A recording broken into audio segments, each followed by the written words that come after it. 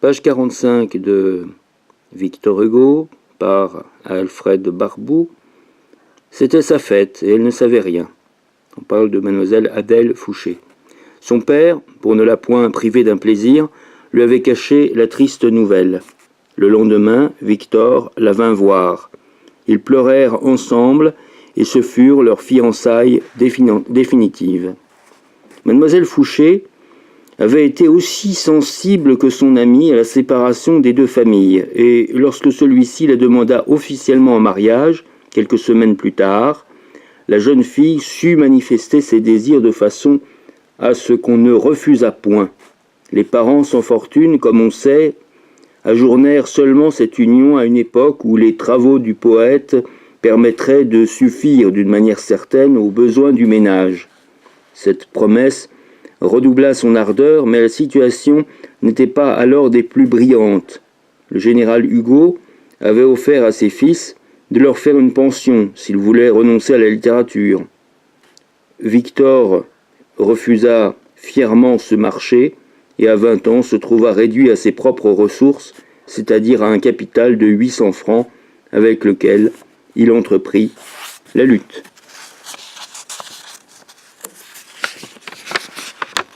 Il loua en commun avec un de ses cousins, étudiant en droit, dans la rue du Dragon, au numéro 30, un appartement composé de 2 pièces. La première servait de salon de réception, la seconde contenait difficilement 2 couchettes. Peu ou point de meubles. Victor Hugo possédait alors 3 chemises blanches. Cela ne l'empêchait point d'être proprement mis. Manger ses habits et sa montre, ce n'était rien. Il mangea de cette chose abominable qu'on appelle de la vache enragée. Chose horrible, qui contient les jours sans pain, les nuits sans sommeil, les soirs sans chandelle, l'âtre sans feu, les semaines sans travail, l'avenir sans espérance, l'habit percé au coude, le vieux chapeau qui fait rire les jeunes filles, la porte qu'on ouvre fermée le soir parce qu'on ne paye pas son loyer, l'insolence du portier et du gargotier, les ricanements des voisins, les humiliations, la dignité refoulée, les besognes quelconques acceptées, les dégoûts, l'amertume, l'accablement. Il apprit comment on dévore tout cela, et ce sont souvent les seules choses qu'on ait à dévorer. À ce moment de l'existence où l'homme a besoin d'orgueil, parce qu'il avait besoin d'amour, il se sentit moqué parce qu'il était mal vêtu et ridicule parce qu'il était pauvre. Page 47.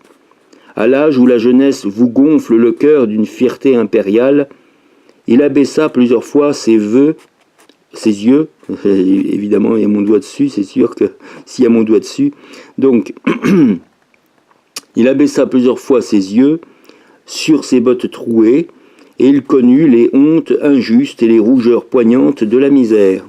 Admirable et terrible épreuve, dont les faibles sortent infâmes et dont les forts sortent sublimes. Creuset où la destinée jette un homme toutes les fois qu'elle veut avoir un gredin ou un demi-dieu. Alors ça c'est petite note 1, citation Les Misérables, Marius Indigent. Ainsi, Victor Hugo a raconté dans Les Misérables les débuts difficiles de Marius, débuts qui furent à peu près les siens.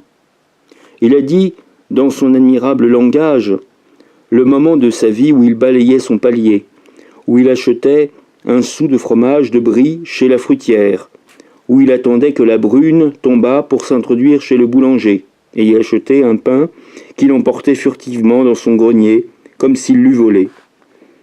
Quelquefois, on voyait se glisser dans la boucherie du coin, au milieu des cuisinières goguenardes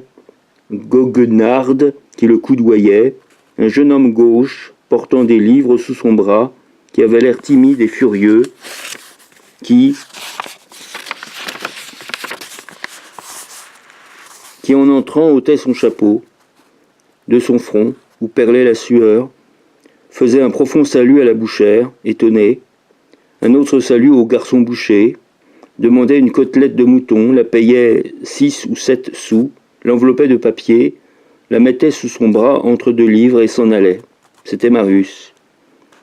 C'était Marius, avec cette côtelette qu'il faisait cuire lui-même, il vivait 3 jours. Le premier jour, il mangeait la viande, le second jour, il mangeait la graisse, le troisième, il rongeait l'os. Rien d'exagéré là-dedans. C'est une page des mémoires de Victor Hugo au début de sa vie littéraire. Il vécut toute une année avec 700 francs, et cependant il trouva moyen de s'acheter un habit bleu, barbeau à boutons d'or, pour aller dîner en ville, et il prêta plus d'une fois 5 francs à un ami. Cette existence, remplie de privations, avait cependant ses joies.